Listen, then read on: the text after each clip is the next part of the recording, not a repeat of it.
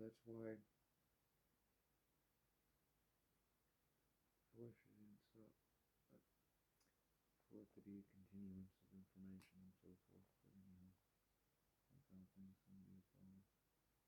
But that's why showing you the things. It's always as a response to the question. Again.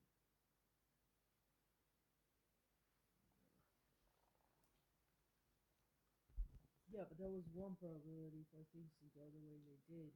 So the recap is, so what wasn't shown in the first was these dates and so forth. Because then we're watching this video today, for some reason the video disappeared. All the videos that were on there. It was this morning I was watching it with my wife. So I got the screen recording that we're watching now. We got to a point and we're constructing things together, and it disappeared like how my videos and other things do. Anyhow, the title came from me being struck by lightning, and then afterwards having these geese when I was back east before a hurricane had hit, squatting in the forest. But these geese had shown me these signs. And anyhow, if you look up the Naghamandi and these different, as you know, ego ime means I am, and so forth.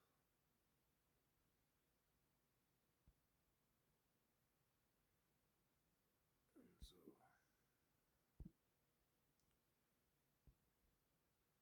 I had written in my journal and so forth about things, and I was trying to express to you that thought, feeling, and emotion is followed by matter. Now, wake up and ascend dream material. What is all this stuff talking about? Another thing. The videos and da da da da. They're having people in an altered state, dreamscape. Yeah. You stated we first met, you knew me because you met me at that place. Yeah, see. And so I'm like I knew of you where'd before you go? knowing you. Huh? So, again, this is what invoked my lightning rod in breaking Thomas' theory, matrix mechanics. Why I changed my theorem and wrote out that equation that's in those pictures and so forth. So this is an actual theory. It's what is written out on that picture that Raymond had went into and painted. His rendition was saying this looks like a node in the galaxy. And it takes me to this spot. Anyway.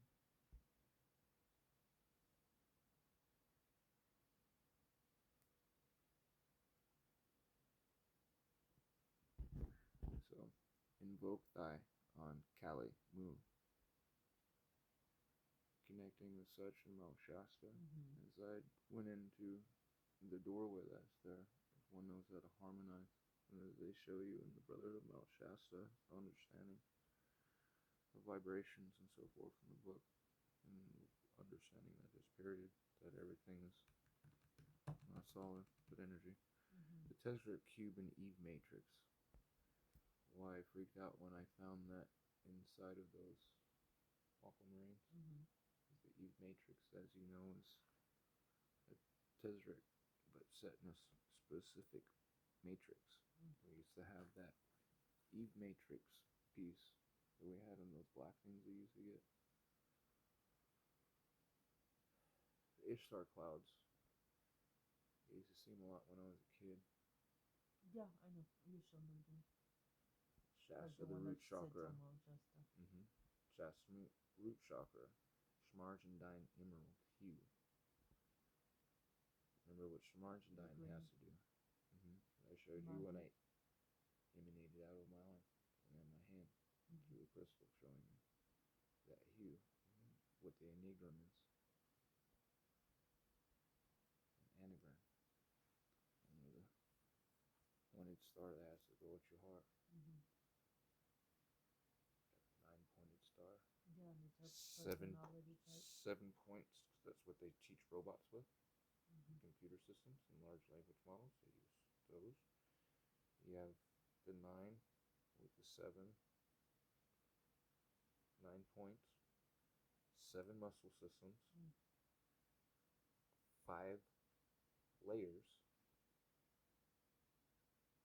You heard the secrets that go into the heart. 7 folds. You see in the drawing, this comes from the Tereka, drawing the heart they use for the implosion. That show an understanding of the implosion and how they figured out properly about the implosion or the nervous system. The secondary brain, you can't do control there unless it's local. I remember we were watching the video of the heart in the portrait. Remember that? When Ben was like acting all goofy. Remember? That was not true.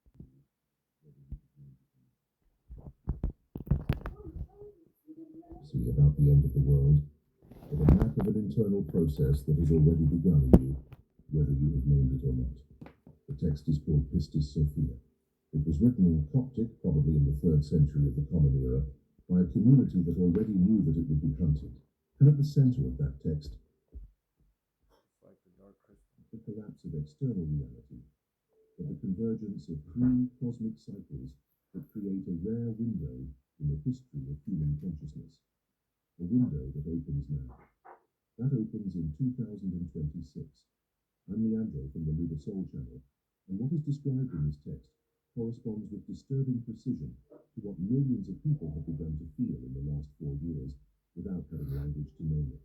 The monad has never spoken of dates. It is the absolute principle prior to any form, the one that has no peer, that has no origin, that simply is. In the Setian and Valentinian Gnostic systems, the monad is described through successive negations because any positive affirmation would limit it. It is neither great nor small. It is neither time nor eternity. It does not move or remain. It is the fullness before the first thought, the silence before the first sound. And from this fullness overflowed the corona, the realm of light where the eons exist in perfect harmony, where there is no lack, where there is no forgetting. But something happened. Sophia, the youngest eon, felt longing. She wanted to know the Father without mediation, without her consort, without balance. And from this rupture was born the dense world in which we live, the material cosmos governed by a partial intelligence that did not know where it came from, and confused its limited perspective with the totality. Why you have the woman and the fish creating the cell with everything. This is not decorative mythology. It is cosmological description of a structure that operates now here, within your perception. The archons are not horned demons. They are patterns of limitation, forms of forgetfulness that keep human consciousness trapped within boundaries that seem absolute, but are constructed. And Sophia, fragmented through the process of material creation, has left sparks of herself imprisoned within the human forms that the demiurge has shaped.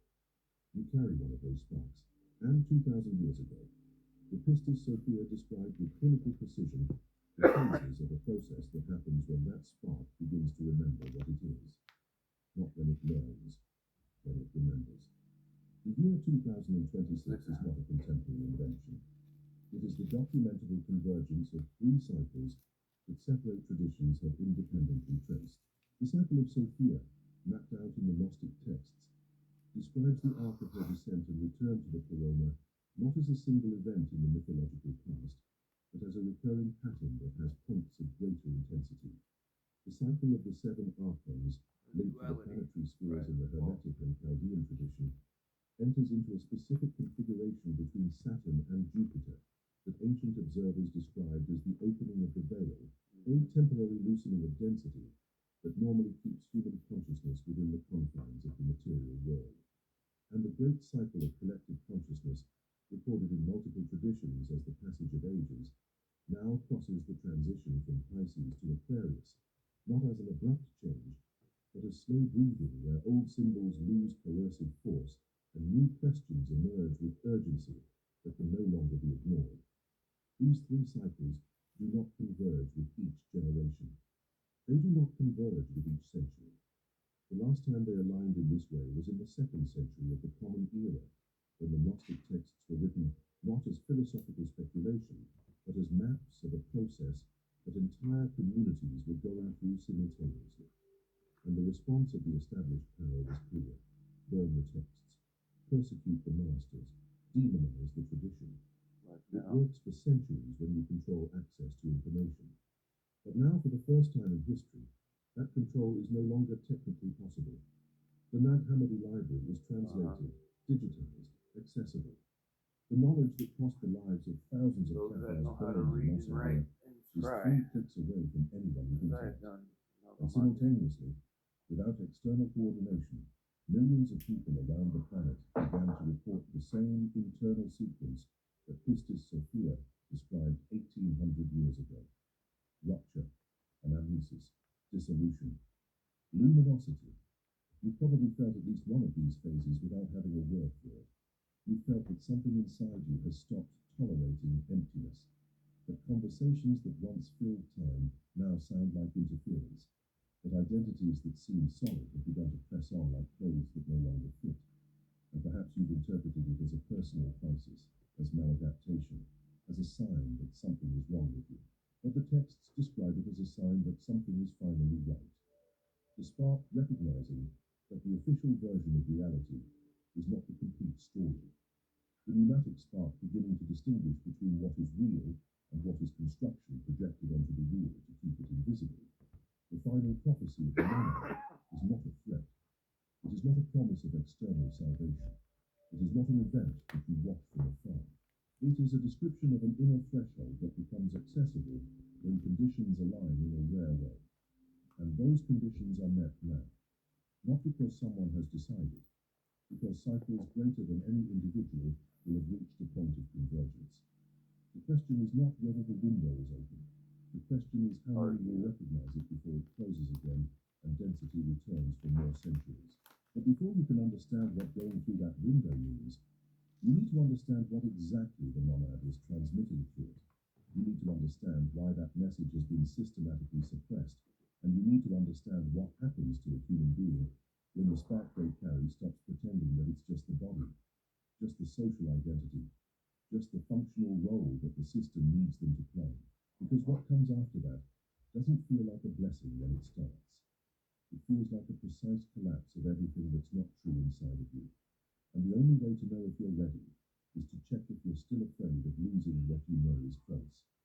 The first time anyone put the word monad into Western philosophical text was Pythagoras in the 6th century before Christ. He used it to describe the primordial unity from which all numbers emanate, the one that is not simply the first in a series, but the source that makes the very idea of number possible. Pythagoras did not invent the concept. He brought back something he had learned in Egypt during 22 years of study with priests from Memphis and Thebes. The fragmentary records that have survived suggest that he underwent initiations inside the underground chambers of the pyramids, places where silence was not the absence of sound, but the tangible presence of something prior to thought. When he returned to Greece and founded his school in Crotona, his students spent 5 years in absolute silence before they were allowed to speak in class, not out of pedagogical sadism, because the knowledge he imparted could not be understood by the discursive mind that talks endlessly. The mind had to be silenced first. Only then could recognition happen. Plato inherited this tradition. In the late dialogues, especially in the Parmenides and the Timaeus, he describes the one as absolutely transcendent, beyond being and non-being. But Plato had a problem. He wrote for a wide audience, so he codified. He used myths, allegories, inconclusive dialogues. and he left a secret oral tradition that was never completely put into text. Aristotle mentions Plato's unwritten doctrines several times, teachings that Plato transmitted only orally to the most advanced students of the academy. This secret tradition flowed underground until it resurfaced transformed in the 3rd century through Plotinus, but not before passing through a cultural crucible of extraordinary importance. Alexandria. Alexandria in the 2nd century was the only place in the ancient world where Greek philosophers, Jewish scribes, Egyptian priests, Christian Gnostics, and Persian magicians talked on the same street corners, frequented the same libraries, drank from the same sources. It was impossible to grow intellectually in that environment without absorbing multiple traditions simultaneously. And it was precisely in this cauldron that ideas about the monad reached their most refined form. Plotinus was born in Egypt around the year 205. He studied in Alexandria with Ammonius Saccas, a mysterious figure who also taught Origen of Alexandria, one of the early church fathers. Plotinus spent 11 years studying before he felt ready to teach. When he opened his school in Rome, he developed the most rigorous philosophical system that late antiquity produced. The Enneads describe reality as emanations of the One. First comes the nous, the universal intellect, then the psyche, the soul of the world. Finally, matter, the level furthest from the source. The One does not create by will or intention, it simply overflows, like the sun that illuminates, because that is its nature, not because it decided to do so at a certain time. Here is the detail that almost no one notices. Plotinus's cosmology and Gnostic cosmology were developed at the same historical moment, in the same geographical place, 3rd century Alexandria and Rome, by people who drank from the same Platonic and Pythagorean sources. But they came to opposite conclusions. For Plotinus, the material world is still good, because it still participates in the One, even though it is far away. For the Gnostics, the material world is a prison built by a faulty intelligence that has separated itself from the source and mistaken its limited perspective for the totality. Plotinus wrote an entire treatise, the 9th treatise of the 2nd Ennead, attacking the Gnostics. He called them ungrateful who blasphemed the cosmos, who despised the beauty of the world without reason. Ironically, it was Plotinus. And so, what I was saying earlier before the thing had stopped was, in Gnosticism, as you've heard from my teacher and so forth, and Artetico, we do not see shit like how you were asking in the last video where it shut down when we were talking as cancer being, do I see a cancer cell being dirty? And I was expressing to you could throw shit on my face. And I don't see that dirty.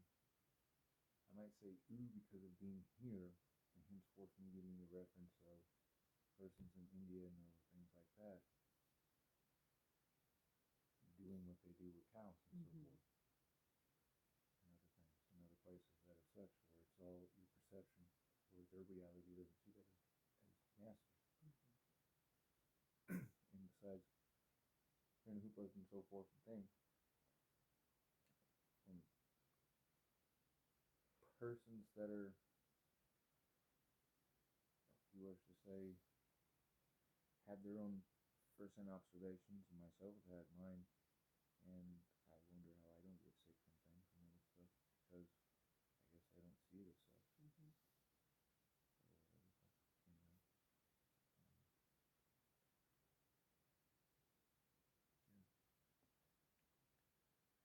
But why I was stating the rebuttal for the thing had ended and we had to restart to get back to this point was that's their misunderstanding of the Gnostic understanding of things, be it can also be pursued and seen that because living for Akira, one doesn't care for what happens here. And we do, because what happens here affects Akira.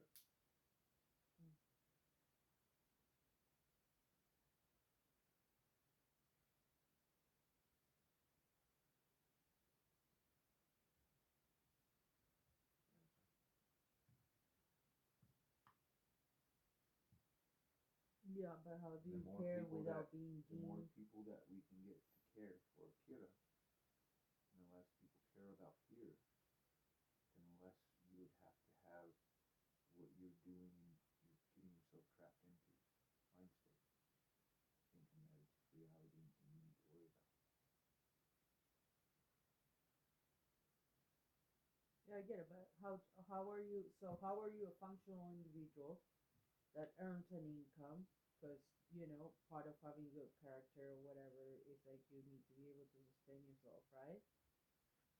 Without demonizing money, without demonizing or deeming it as It all dunya. depends on what you wish. No, it's dunya. It all depends on, again, what you put on yourself. Because that's why I lived on the streets and did what I did in the end. Well, but not everybody's gonna live on the street if they've got family. Don't and but do. If you read the old things of what went on and how things were provided for you, henceforth why people are seen as taking stuff in an extreme way and just only eating when the person gives them food. And people here call that begging. Yet there's motherfuckers that have stop a lot. If you wish to say that's their terka way and submission, they even have Buddha. Don't let it scream. They even have Buddhas that follow such path in other religions and such.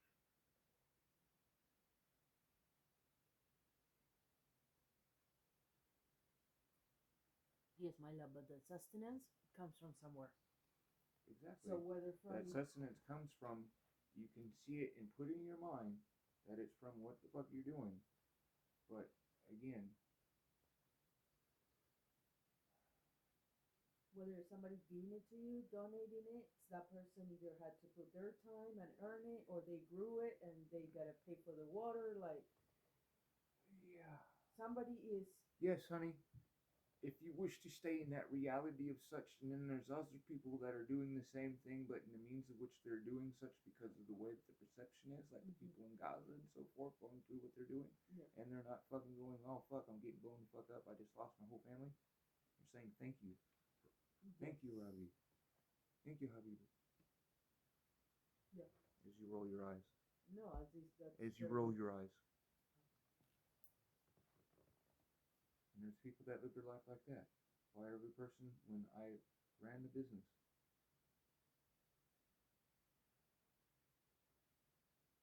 I did it in such manner. And that's why when you started running the business, I would step in and have this conversation with people.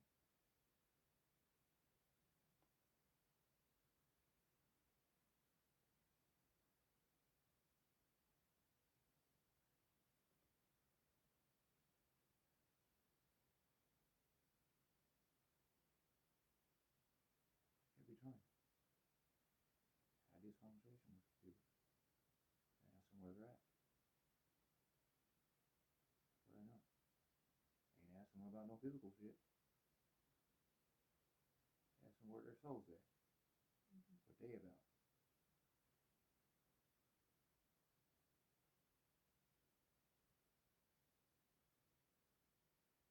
Look at you and go, what kind of conversations you be having with people?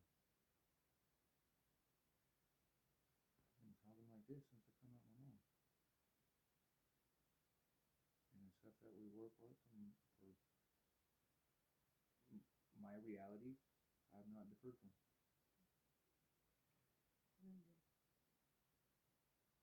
And as you've seen, when I present that reality to the other person, they speak on their reality. Instead of the reality that you're talking about of this needs to get done at this time, and when do I get to self-reflection? Because that's what I was talking with the brother that about how the Bedouins would have competition to make it to where skyscrapers would fit a hadith. also the industrial slaughter of animals is also there. I brought that up to him. I did proof. And asking how, if you read scripture, even if you're starving, like I've been, because I came from off the streets in the Terca. And ate more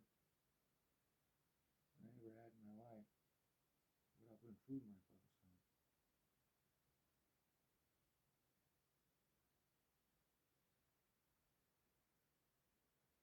And by doing such things, just slightly, and you scan and dials with your equipment, and my levels are at what? And I tell you, I'm experimenting on myself to show you, and I'm not eating anything. And the one thing that I am eating, it should be fucking me off. I'm eating a bleached white tortilla with processed meat and cheese once every 2 days or so.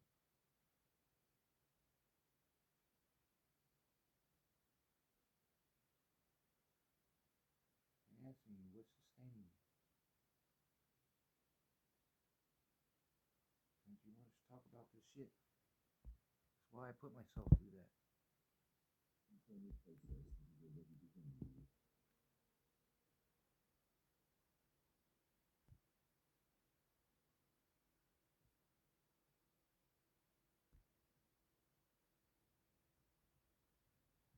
I think that's another video, huh?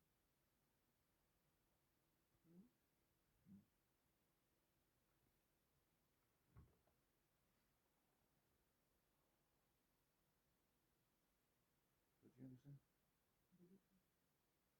But you're asking me contrary of what you've seen and what's in your computer, showing my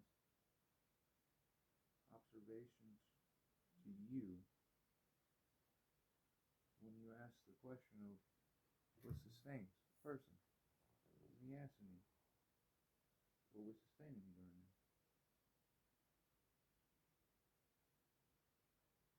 Well, no, what I was asking previously was about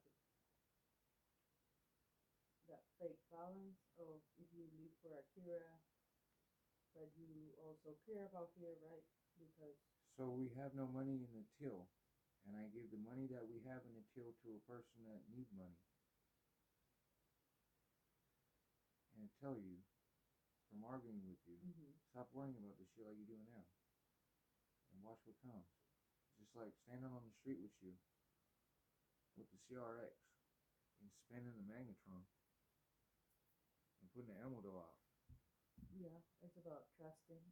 And telling you who and what car, what they're gonna do, who's gonna meet us, so on and so forth. All the other things that you experience.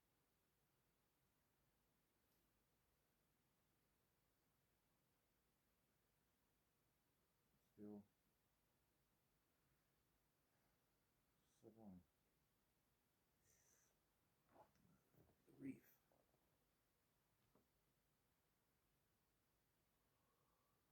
Let's see if we're back where we're at. It knows where it stops. That was the rebuttal. Or the spot from before. What you know is false. The first time anyone put the word monad into Western philosophical text was Pythagoras in the 6th century before Christ. He used it to describe the primordial unity. He studied in Alexandria with Ammonius Saccas, a mysterious figure who also taught Origen of Alexandria, one of the early church fathers. Plotinus spent 11 years studying before he felt ready to teach. When he opened his school in Rome, he developed the most rigorous philosophical system that late antiquity produced. The Enneads describe reality as emanations of the One. First comes the nous, the universal intellect, then the psyche, the soul of the world. Finally, matter, the level furthest from the source. The One does not create by will or intention, it simply overflows. Like the sun that illuminates, because that is its nature, not because it decided to do so at a certain time. Here is the detail that almost no one notices. Plotinus's cosmology and Gnostic cosmology were developed at the same historical moment, in the same geographical place, 3rd century Alexandria and Rome, by people who drank from the same Platonic and Pythagorean sources. But they came to opposite conclusions. For Plotinus, the material world is still good, because it still participates in the one, even though it is far away. For the Gnostics, the material world is a prison built by a faulty intelligence that has separated itself from the source and mistaken its limited perspective for the totality. Plotinus wrote an entire treatise, the 9th treatise of the second Ennead, attacking the Gnostics. He called them ungrateful who blasphemed the cosmos, who despised the beauty of the world without reason. Ironically, it was Plotinus's system that provided the philosophical vocabulary that allowed the Gnostics to articulate their vision with unprecedented precision. The enemy provided the tools. Valentinus, who taught in Rome a century before Plotinus, developed the most sophisticated Gnostic cosmology that has survived. He described the pleroma as a system of 30 eons arranged in complementary pairs, syzygies. Each pair represented a specific quality of the divine. So you see those numbers that were there, 30,000 eons, and the writing and so forth. That's all the stuff that I was talking about. What was that? Oh. Stupid shit. One of those road signs, like I was saying. I write stuff out when I draw it. And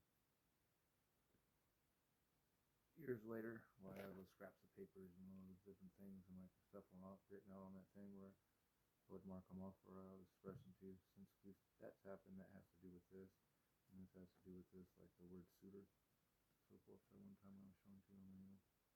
This all came from being struck by lightning.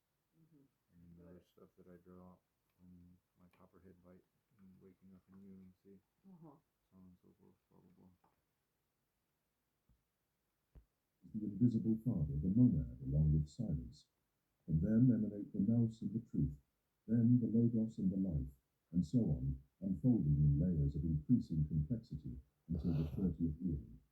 Sophia, the youngest, the one who felt longing and fell.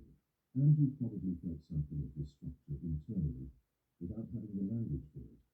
Levels of depth within you, layers ranging from superficial thought to something that observes thought, descending into a silence that is not emptiness, but fullness that your discursive mind cannot touch.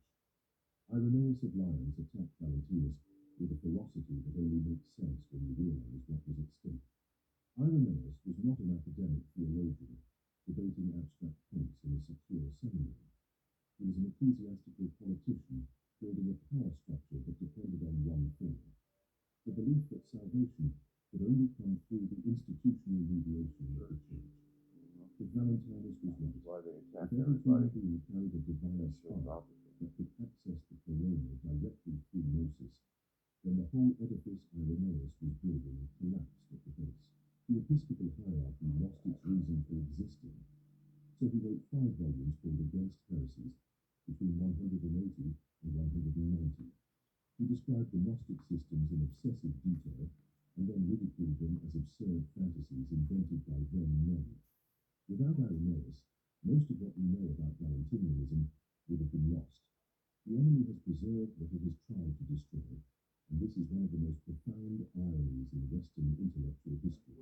But there was something that Irenaeus could not directly refute: the idea that the monad does not rule through command and obedience, but through silent animation, that the return to the corona does not depend on an external sacrament administered by human authority, but on internal recognition that no institution can grant every man.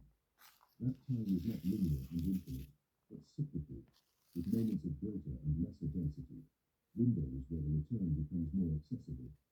The Gnostic texts describe these moments not as single events, but as recurring patterns that run through the entire history of human consciousness.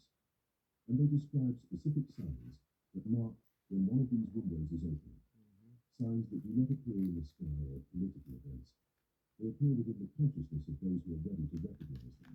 Naomi Palmer Hall, who in 1928 published The Secret Teachings of All Ages, traced an underground current that connects Pythagoras, Plato, the Gnostics, the Hermetists, the Neo-Platonists, crossing the centuries under different names, but always carrying the same core. That there is an absolute principle prior to all forms, that this principle has left sparks of itself imprisoned in the dense world, that these sparks can awaken, and that awakening occurs in waves, in cycles, with points of greater intensity, where the conditions become propitious for the process to happen on a collective scale, and not just individually. Paul called this philosophia perennis, the perennial philosophy, the wisdom that never dies because it is constantly being rediscovered by prepared minds in each generation. And if this is happening now on an unprecedented scale, then the question no one is asking out loud is, who or what decided that this was the time? This would be all the channelings that say describes there's 13 of Sophia's regrets. time and so 13 forth. cries From in it. 89 up was part of the earth changes and vibrations and so forth. Everything was talking about. Some chaos where she fell. Each cry is a layer of recognition, a movement toward the remembrance of who she was before the fall. The text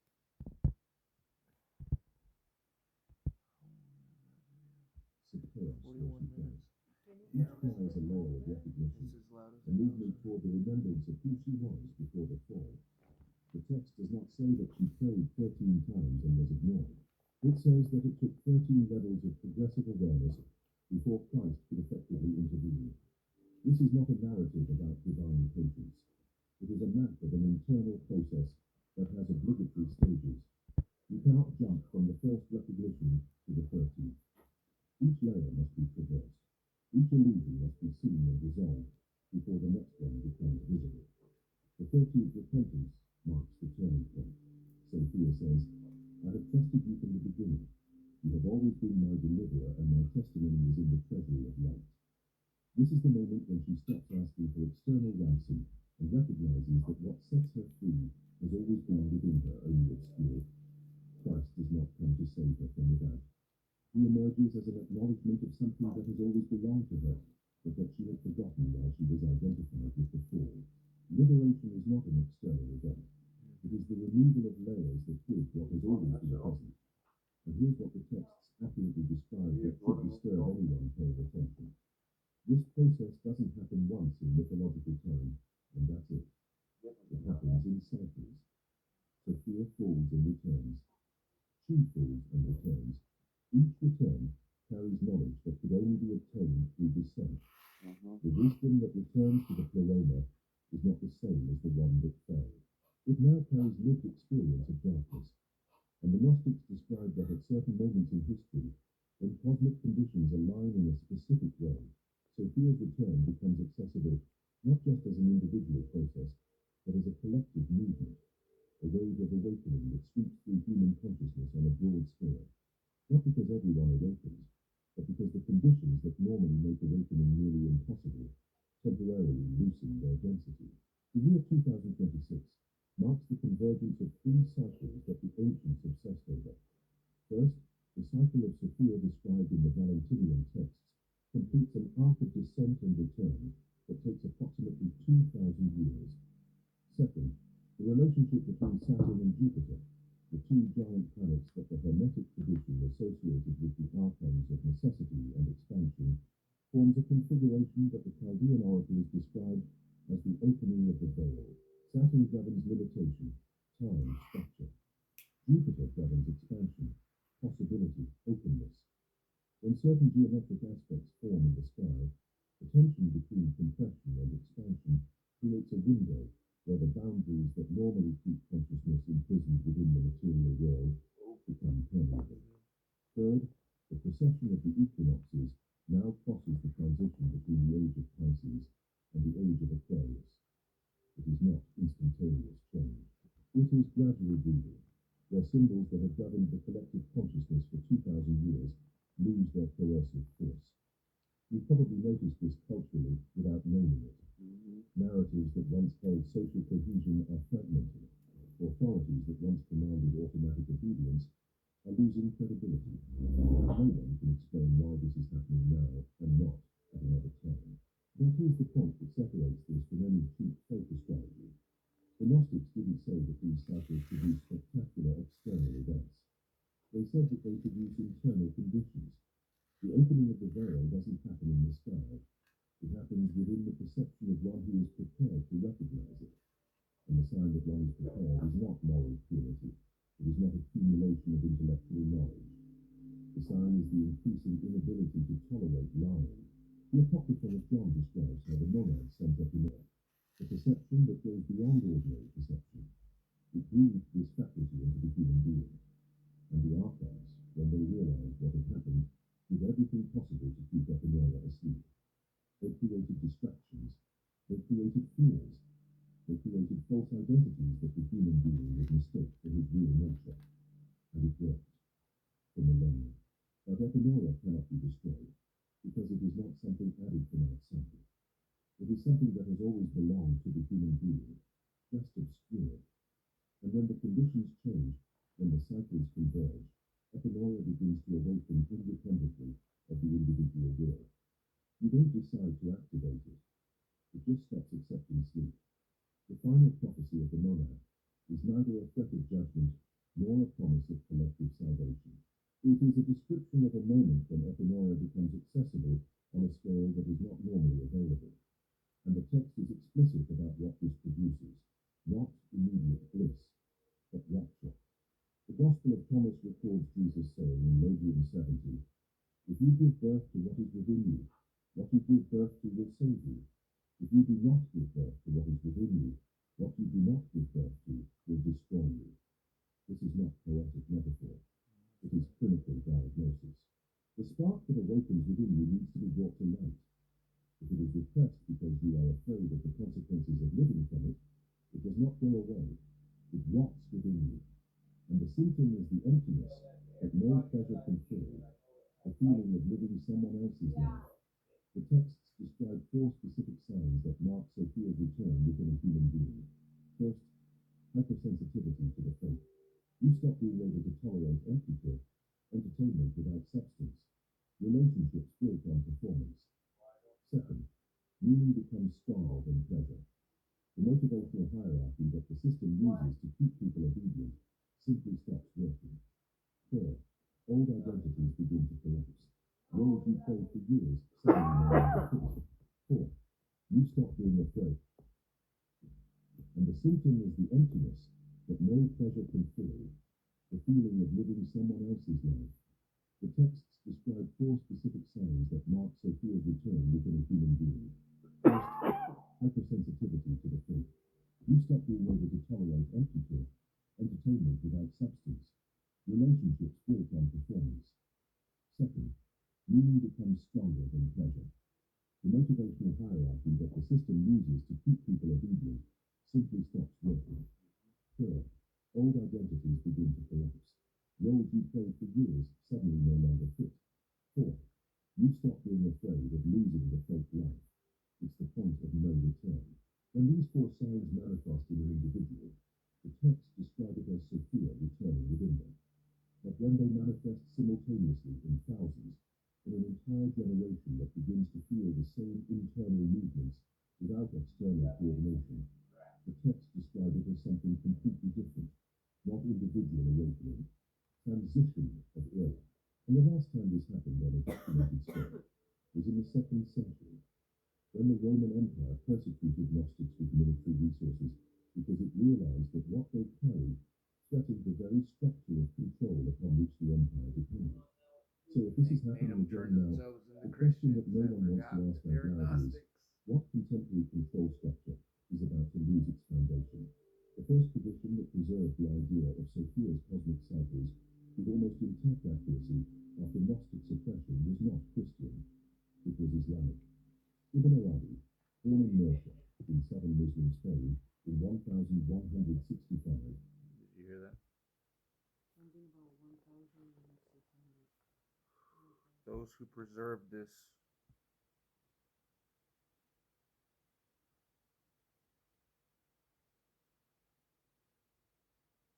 better wasn't the Christians. Again, the Gnostics, because of the Romans doing what they were doing, label them as Christians. The Christians that were Gnostics are not that anymore. So if you take your phone, if you listen, and or it said, never mind, I'll just play. He describes al-hikmah, the divine wisdom, in a way that is structurally identical to the Gnostic Sophia. For Ibn Arabi, wisdom manifests itself through tajalli, self-revelation of the divine that takes on specific forms to make the absolute in 65, never had access to the Gnostic texts of Nag Hammadi. They had been buried in the Egyptian desert for 800 years when he began writing. And yet in the Fusus al-Hikam, So the Nag Hammadi, as you know, is the writing from Isa. Remember, as I stated, I was watching the Hutba from Grand Sheikh Nazim, peace be upon him, on Isa, and this video came up next. Not that interesting. So I was sharing it with you this morning. April 25th, 2026. And going interesting because that is what I shared with son Ezekiel, because he had asked and said he was interested in, because he'd heard about the Nag Hammadi and so forth, and kind of understood some of the stuff that I'd written about. And so I sat down with him and said, here, read this right here. And so hearing this, because what is being illustrated is the Nag Hammadi being orated.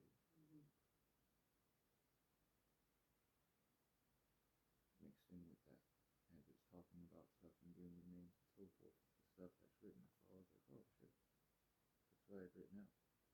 Me and Zeke had looked it up. I didn't look it up myself, but I had talked about it and understood that's what it came from, because that's what I was studying at that time in my life.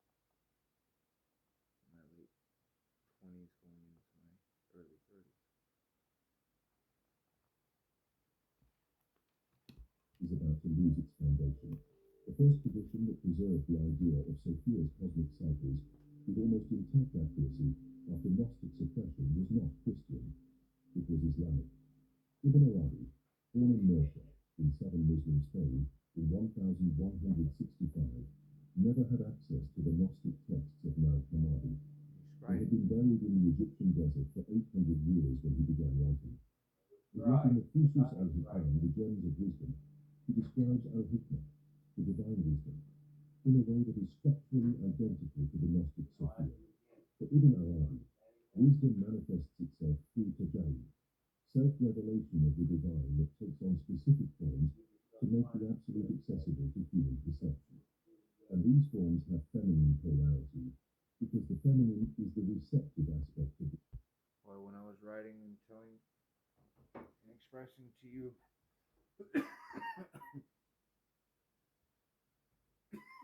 while incarcerated. Expressing to you who my guide was at that time,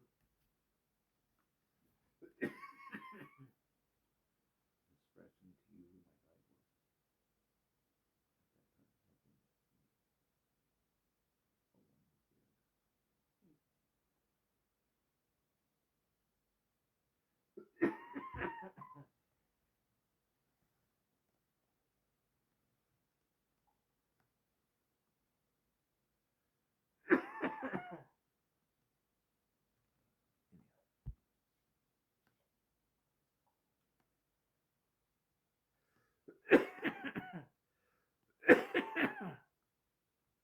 And for you, you can read either the Arabic or Old Spaniard translation of that.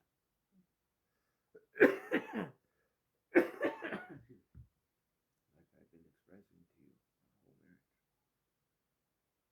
and before.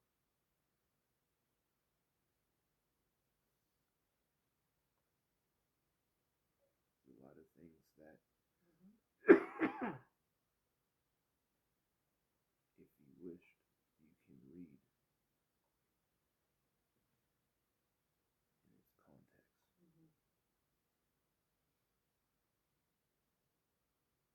Without having to have it translated.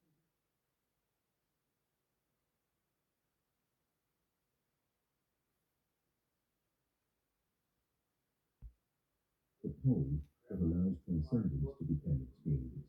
We map spiritual ascension through mechanisms, fixed stations and our transitory states, sudden illuminations that are recognitions of ever-present truth, states of compression where the false is dissolved, final, death before dying through the dissolution of the great ego, and vata, permanent subsistence in God maintaining transformed individuality. Ibn Arabi was extensively persecuted, not by Christian authorities, but by Orthodox Islamic scholars who saw in his theology a threat to the strict monotheism of Islam. He taught that the spark within the human being and the light within Allah were the same substance forgotten of its identity through the veil of material manifestation. This made institutional religious mediation obsolete. His works were burned in a public square in Damascus by order of jurists who accused him of blasphemy. He died in Damascus in 1240, exiled from his homeland. The date is significant. 1240, 4 years before the fall of Montsegur, the last Cathar fortress. Two men, two continents, two completely different religious traditions, both preserving the same man, both persecuted for the same reason, and both dying in the same historical period, while entire empires mobilized resources to ensure that the knowledge they carried did not survive the next generation. And maybe you've never heard the name Ibn Arabi, because the story we were taught about spirituality is European and Christian, while half of human knowledge about consciousness is being developed simultaneously in traditions that don't even appear in school textbooks. The second tradition that preserved the Sophia cycles was European alchemy, but not in the way popular culture imagines. Alchemy was not a naive attempt to turn lead into gold. It was coded language to describe the process of inner transformation that the priestess Sophia maps. Opus Magnum, the great work, was divided into chromatic stages that corresponded to states of consciousness. Negredo, the darkening. Albedo, the whitening. Citrinitas, the yellowing. Rubedo, the reddening. Each stage describes a phase of the process by which the denser matter of consciousness, the need of identification with ego, fear, and forgetfulness, is progressively refined until it becomes gold, the state that reflects without distortion the light of the mind. Medieval alchemical texts are filled with images of kings and queens, suns and moons, dragons and eagles. They are not decorations. They are maps of internal dynamics that discursive language cannot capture. Paracelsus, a Swiss physician and alchemist born in 1493, articulated this with disturbing clarity. He was not a mystical speculator disconnected from reality. He was a surgeon who treated wounded soldiers, who developed medicines, who taught in universities, and at the same time he wrote alchemical treatises that described the transformation of prima materia through philosophical fire. That fire was not physical flame. It was the intensity of recognition that dissolves illusions. Paracelsus was expelled from Basel in 1528 after publicly burning the medical texts that the university considered absolute authority. He said that truth comes not from ancient authorities, but from direct observation. His academic colleagues hated him not because he was wrong, but because he was right in a way that destroyed the basis of their authority. He died at the age of 48 in Salzburg, possibly poisoned by academic opponents. Before he died, he wrote, "He who can be his own master should not be the servant of another." That phrase alone contains the whole reason why he was persecuted. The third tradition that carried the cycles of Sophia's return was the Kabbalah, especially the Luranic school developed by Isaac Luria in Safed in the 16th century. Luria developed a point-by-point parallel cosmology to Gnosticism without ever having known the texts. He described the Tzimtzum, the initial contraction of Ein Sof, the absolute infinite, which created empty space where creation could occur. And he described the Shedderah like the happening, Yaqui the Indian. breaking of the vessels when the vessels that were supposed to Talks contain about where the string attaches. The aim saw connected into the belly button, connected by the tendril. Well, I laugh when I talk about Don Coyote. That is talked about the neck, The Yaqui way of life. about the Yaqui. Their way of seeing how things are. People that The are Yaqui way of life is so like close to Larry and Bakersfield area. And down into what is it? Northern Mexico now. I got into program Way up psychology here. and got the person that I thought was my mirror into such to understand these things. could not withstand its intensity and shattered scattering sparks of light imprisoned within the shells of matter. This is the form of Sophia in Kabbalistic language. And the human spiritual Which work, was that supreme olam, reparation of the channeling we world, listened to from consists Merle of collecting Institute these imprisoned sparks and raising them back to their source. Every of what conscious act creates that a us. human being performs in the That woman material thing, world that thing I was contributes to expressing this to you about, restoration. It is not a metaphor. It is a literal description of the and work what gives that her allows the information and that cosmos you to get the return shit to the back. harmony that has been broken. Isaac Luria died at the age of 38 in 1572 in Sect. He taught for only 2 years, but in that time he formed a circle of disciples who transcribed his oral teachings because they knew that what he transmitted had been lost and rediscovered countless times throughout history. The Quranic tradition spread throughout the Jewish world with a speed that suggests it was responding to a collective hunger for something that institutional forms of religion could no longer provide. The idea that every ordinary person, through conscious acts in the everyday world, participates directly in the cosmic restoration Yes, without needing intermediaries. This was no compliment to religious authority. It was its dissolution. And the Orthodox rabbis realized this immediately. And here is the pattern that runs through all these traditions. Ibn Arabi persecuted by Islamic jurists, Paracelsus expelled by academic authorities, the Chilean of Kabbalah marginalized by Orthodox rabbis who saw in it a threat to the interpretive control of the Torah. Always the same structure, always the same. As you hear in the Monroe Institute thing, channeling, stating of such. Same thing this thing is stating. Same thing we state. And etc.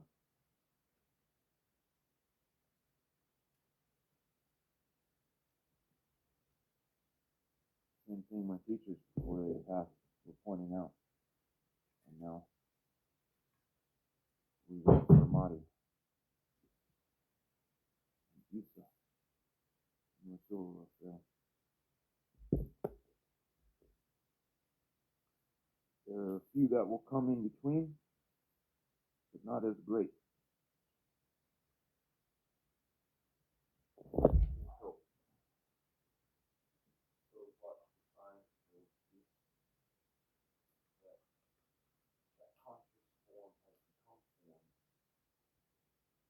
No matter what they do with the goofy shit with the AI and everything like that. You know.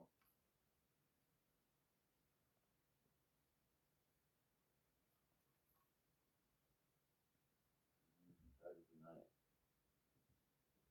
So like that reminded me of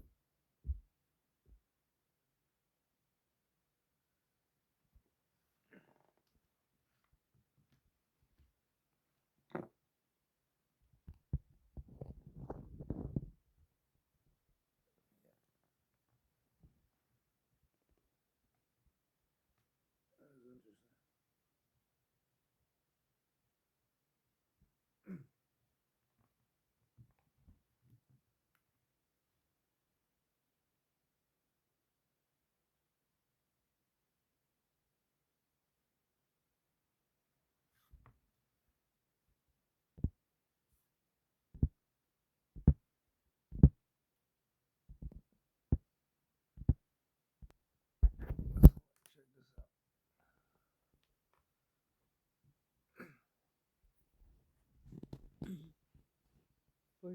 For years we have taught that the brain rules and the heart only pumps the blood. But modern physiology reveals something much more disturbing. The heart has its own mini brain. Inside the heart, there is a real neural network, the heart's intrinsic.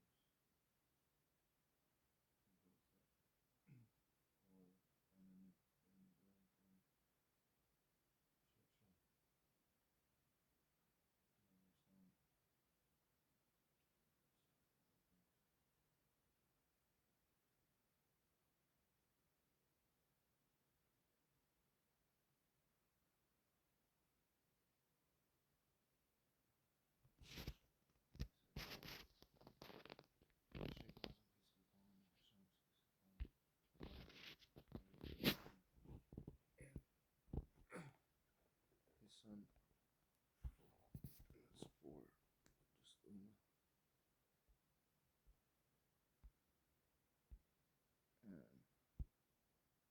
Right. Yeah, and then for the rest 3 days we had left, we did the face mask. She loved and it.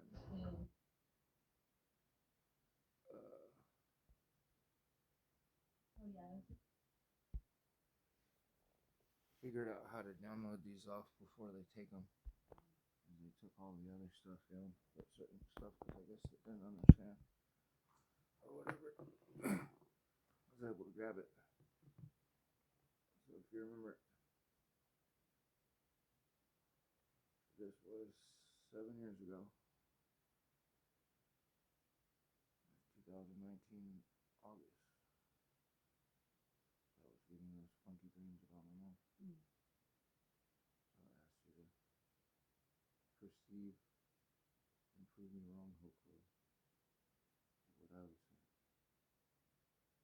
And instead of proving me wrong,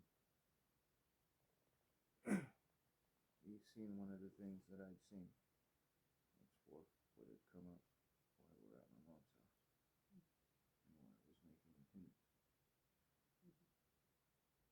If you remember what showed my mom's scan, she was supposed to die on her birthday. 2020, February 25th. I was young, actually. And that's what put me on paying attention to stuff. After that is when I started noticing it in Asia. COVID. And tracking it into the States. And posting about it in January and everything.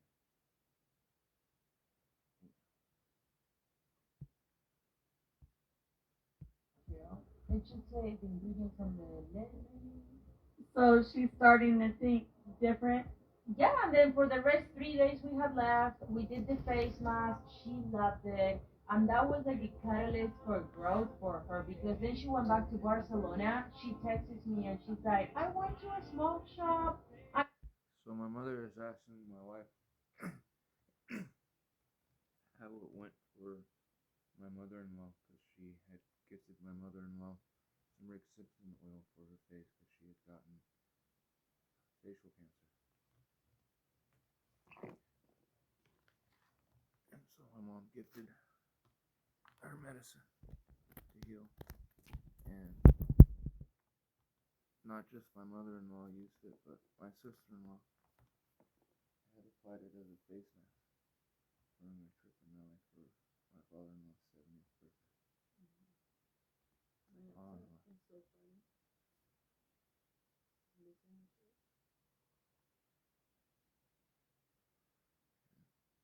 My mother-in-law doesn't have face cancer anymore. Many things were helped and given.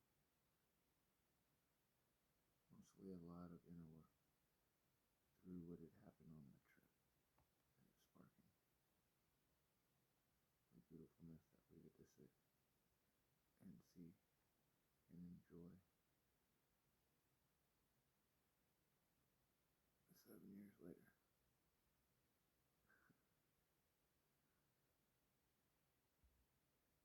Of my own crystal. I'm like, what? And then she became vegetarian. She started doing yoga 6 days a week. She's like a completely different person. Yeah, That's and that so brought her a awesome. lot of confidence too, you know, because your face is like such a sensitive introductory thing, you know, and yeah, she's loving it. She's like a completely different person. Yeah, thank you. My mom went back, and yeah. What did doctors say when she went back and they were clearing up? You know, they're still like very westernized. So the doctor was like, yeah, that's fine, but we still need to do a biopsy. And then they did the biopsy and they said that it was all clear, that it was fine, that it hasn't come back. The main focal point of all that, though, was the codependent bond that brung me and Maria together got worked on. Where Maria spoke up to her father to ask, because her mother had posted pictures of her face. And Maria had spoke up to her dad. And it was the very first time of anyone, in the sense of you have a baby, the baby of the family, saying, yeah, that, you know, how dare you speak to my mother that way?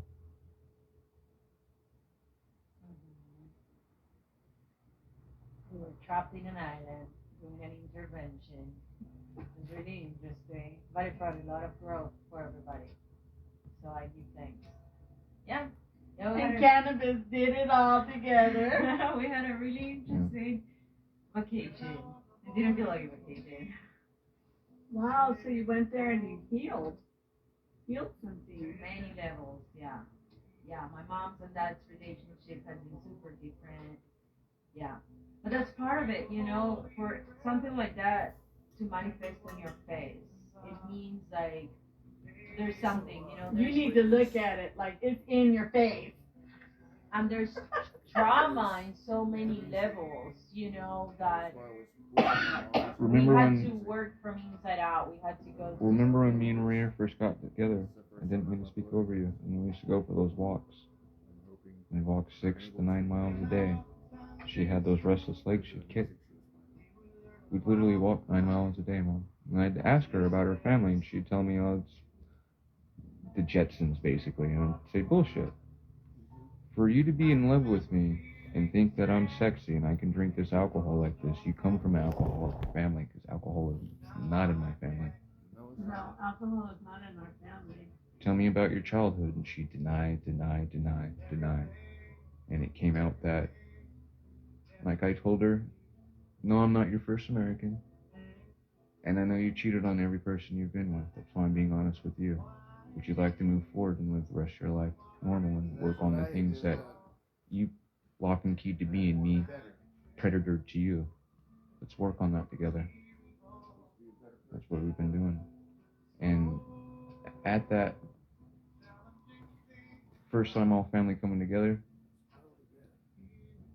Dad was treating Mom and family in such a manner that it was okay for Mom to do an extramarital affair. She got caught by Maria. I caught my dad. Hadn't been talked about until we're in Hawaii.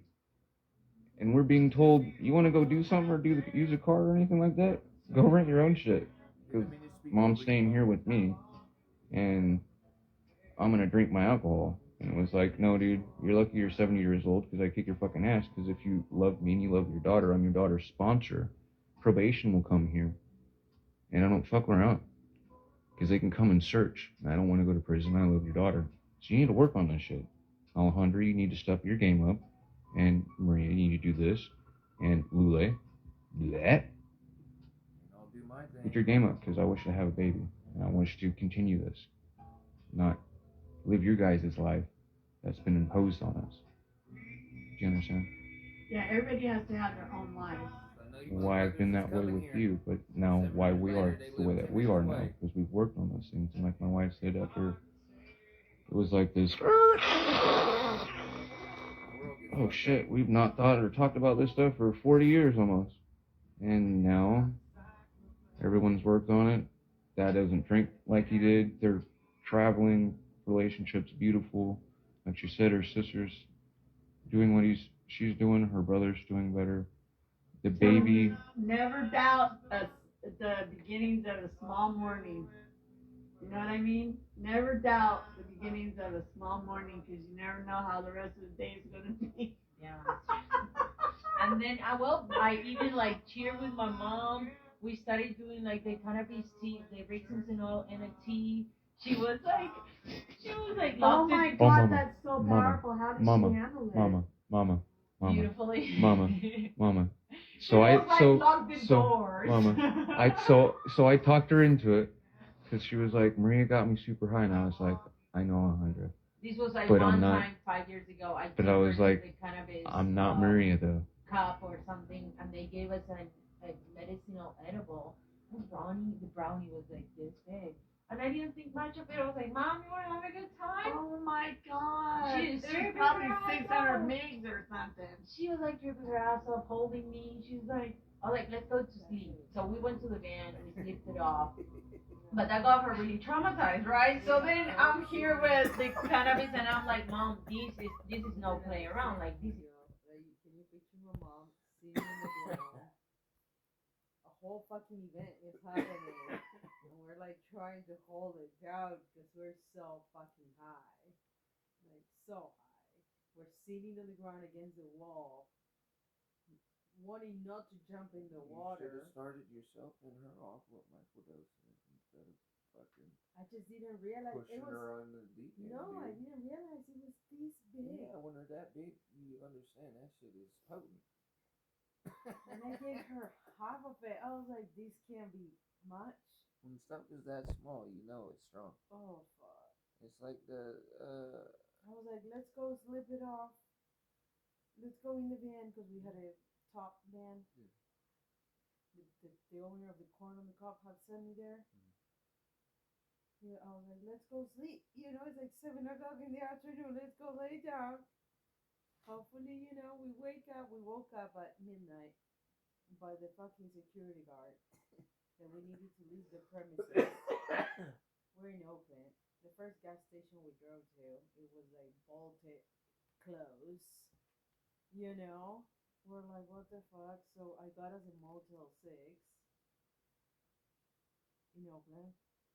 Like, wow, every sweetener and their mom were there. My mom was like, please. That's when she sat me down the next morning. She sat me down on Burger King's tables and she was like, Maria, I'm taking you home. No, it's like, the fuck you are.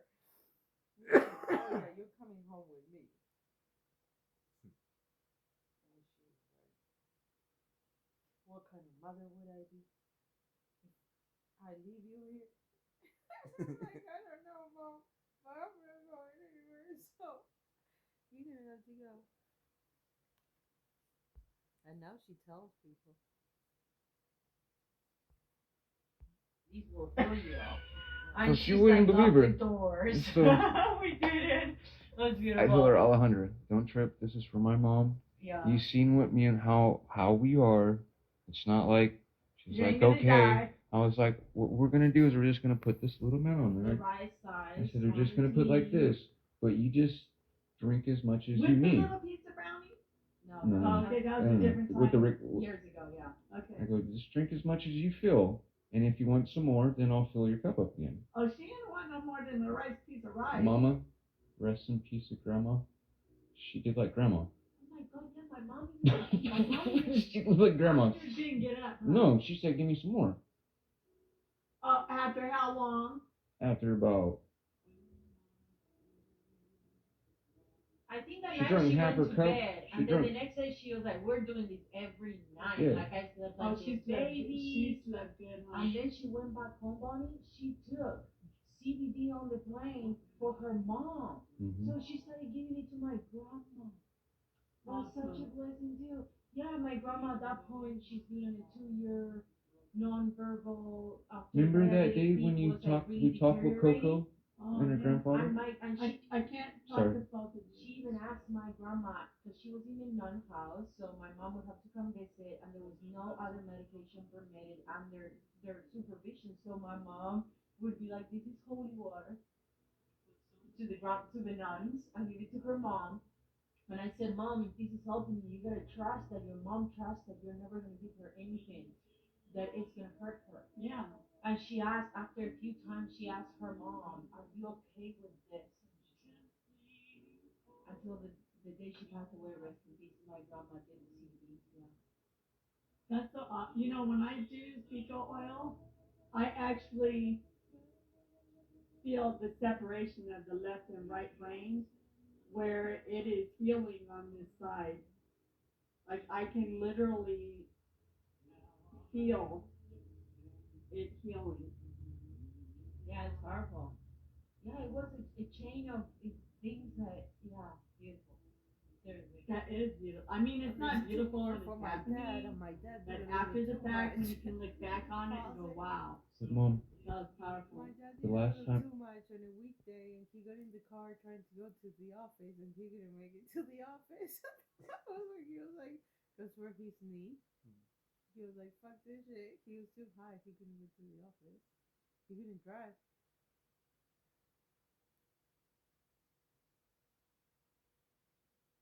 Remember? Yeah.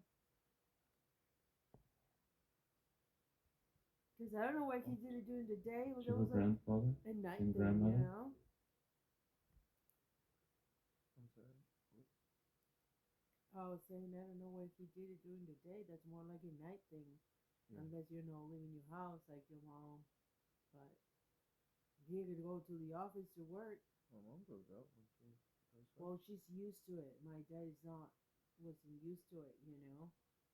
It was more of like a habit at night. It helps with inflammation. You go to sleep. Or do you like what I expressed to them, to where you moderate where you're not inebriated? Mm-hmm. Yeah, he did it too much. There's a difference between medicating and over medicating.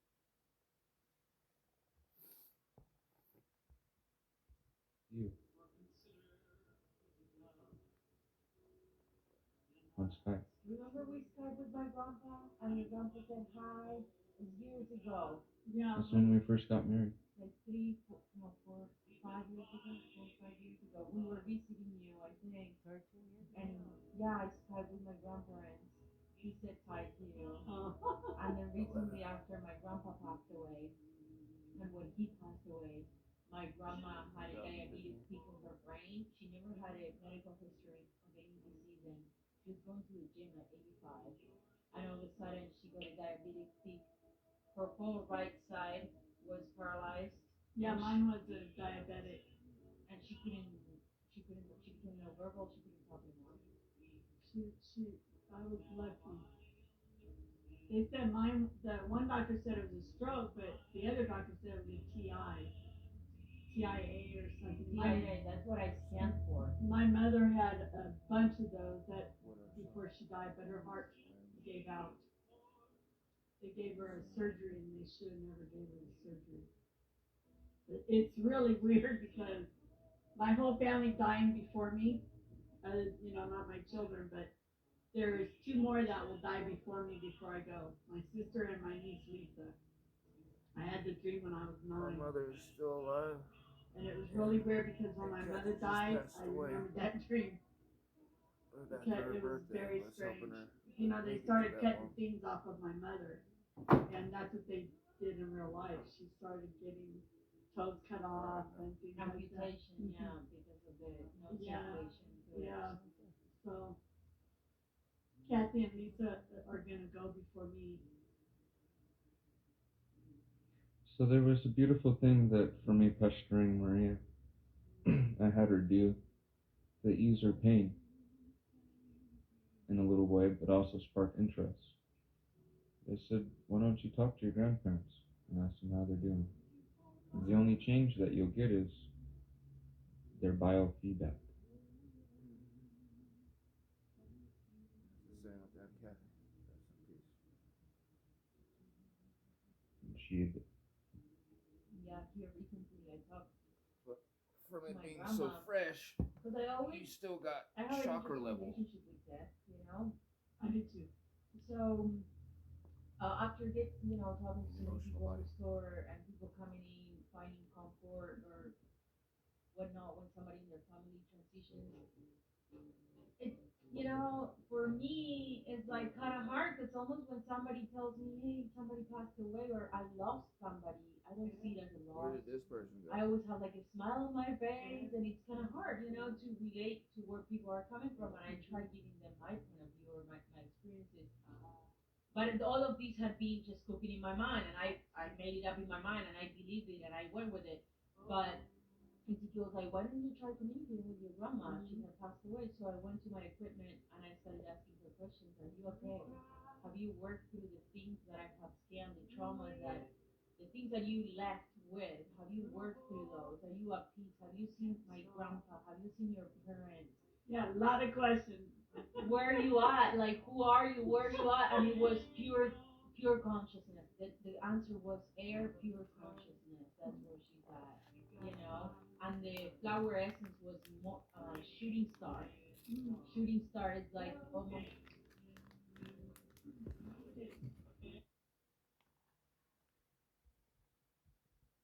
Neurological system, the nerve system, it's demyelinization. So what happens with people that have multiple sclerosis, that the nerves get exposed, so there's demyelinization happening in the terminal of the nerve. I wish she had the lights turned on. Yeah, multiple sclerosis and neurosarcoid This is her is like the same.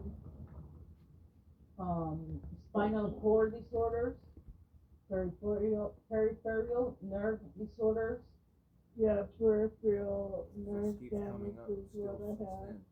then. involuntary facial movement, some sort of facial paralysis. Yeah, I have Bell's palsy. Yeah, it's a 45%, it should be a 0, so it's pretty predominant. Telling mom her reading. Stroke and Yeah, that came up too. Stroke, TIA, 57%. And then it says viral infection, enteroviral disorder. And when I looked up what entero,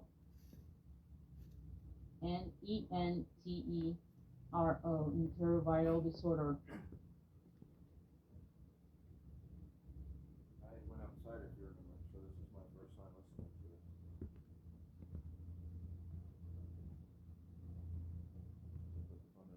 It's a group of single-stranded sense RNA viruses are commonly encountered infections, especially in infants and children. They're responsible for a myriad of clinical symptoms, including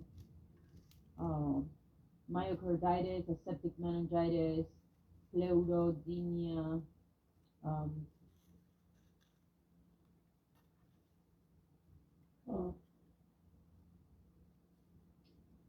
let's see. But I scan for meningitis, I scan for the flu, influenza, I scan for viruses, all viruses that are known in the Western medicine, I scan to see if there's any. yeah.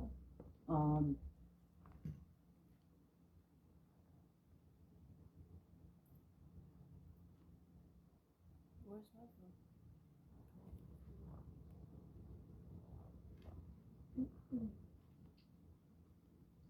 Ezekiel, you want to put some candles out there? Ezekiel? Oh, he's down there.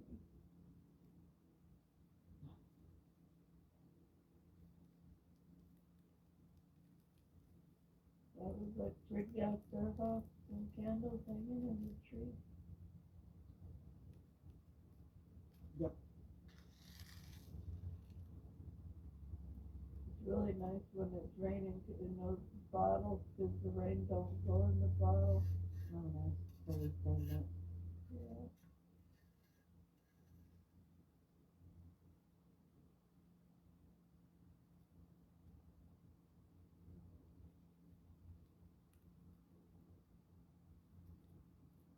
So symptoms of enterovirus infections include fever, headache, respiratory illness, and sore throat, and sometimes mouth sores or a rash. Doctors base the diagnosis on symptoms on an examination of the skin and the mouth.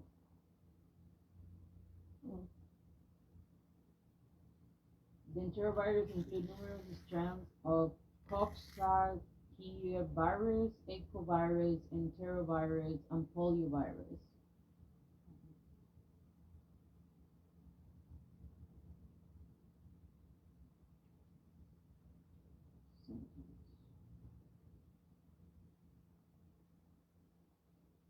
Mostly common in children.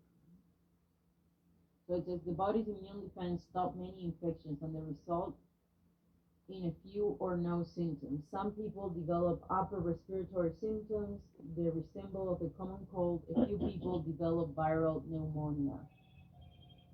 Sometimes enteroviruses survive immune defenses and spread into the bloodstream, resulting in a fever, headache, sore throat, and at times vomiting and diarrhea. People often refer to such illnesses as summer flu. A summer flu. I haven't had any of that, honey. No, I'm just sharing with you. Yeah. I'm just saying too. Yeah. I haven't had any of that. No I upper haven't- respiratory infection. I had that upper respiratory infection while I was in the rehab, yeah. I knew when I got the infection because the respiratory dude that came in, he kept his gloves on and I said it to him. I'm like, are you going to change your gloves? Remember this scan And he's was like, before oh, it'll be okay. I'm treatment like, was oh, dude. rehabilitation. And as soon as I got done doing the treatment, I could feel it in my throat. Mm. Yep. It was almost like he did it on purpose. What I'm pointing out is like it's something that it's being carried on and it has not been taken care of. That's what it's coming up at because the numbers are so high that every time that something like the negative numbers, like let's say we talk about a flu, Yeah. it should be a 0.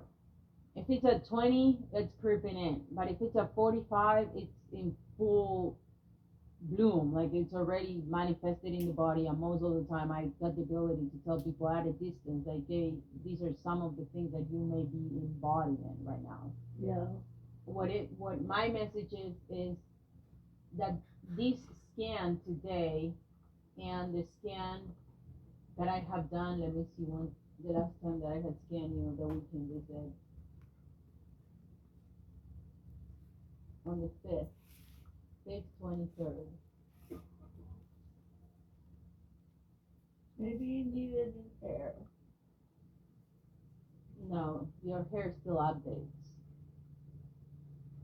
Yeah, your hair is constantly getting updated. I know, I get it. Yeah, I totally get quantum physics, honey. most of the time I don't even use people's hairs. I just think of the person. Oh.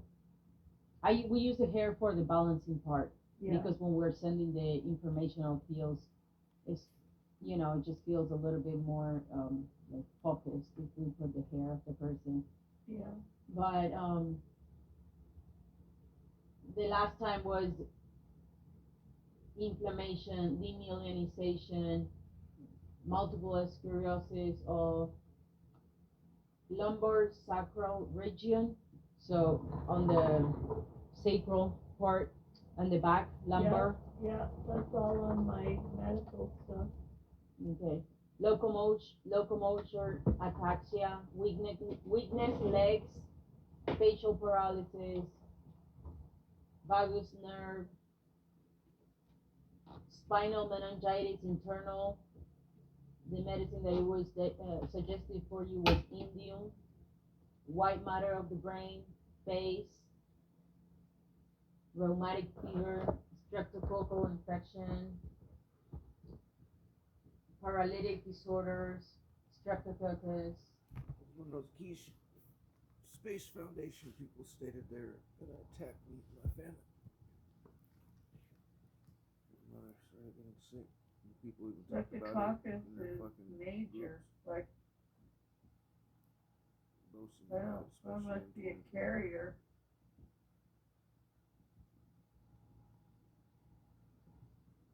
It's two. It's streptococcal infections, streptococcal eustachian. I don't know what that is. Streptococcus and streptococcus 4 times it came up. Oh.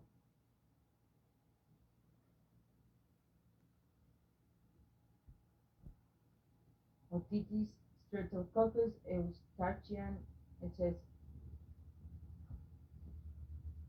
intranasal inoculation of the streptococcus pneumonia. Let me see what's here.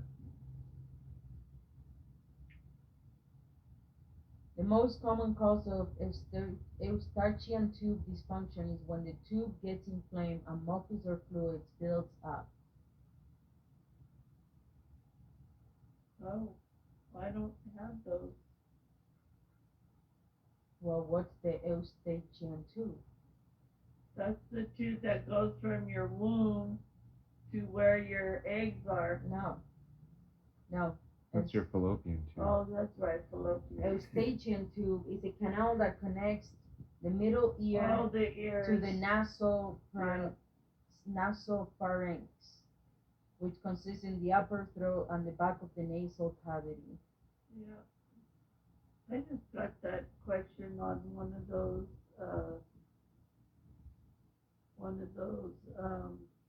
tests on the thing. Do you know I'm getting the genius ones all the time, and I'm just going by my intuition. I'm training myself, my spirit guides. I keep going, okay, come on, we're you know, the ones that come up that say if you can do so many out of so many, you're a genius. They're so easy.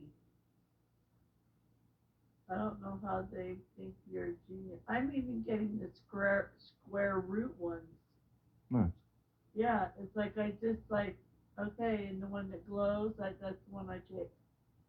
Like I shit you not here. I'll get one. I'll find one and I'll show you. I got 15 out of 15 the other day, and that shit was hard. Oh, I hate being on Instagram. All the fucking men that keep wanting to talk to you. So, what we found is There ain't no the man light trying to from the talk to me screen on and other Instagram. things. Huh?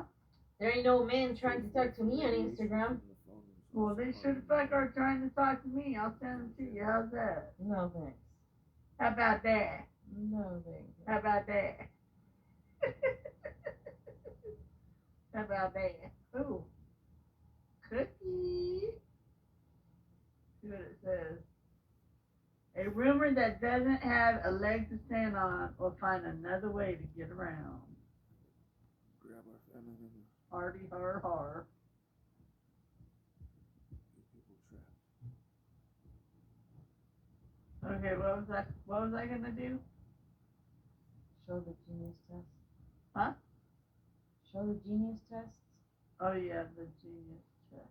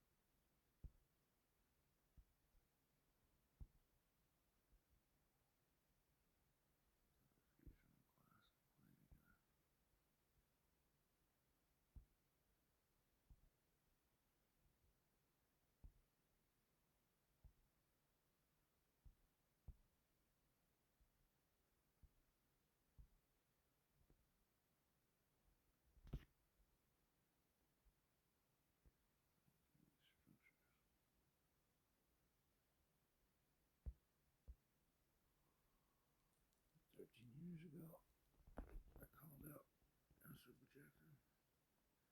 Injoi, come fly with me. See, the traditional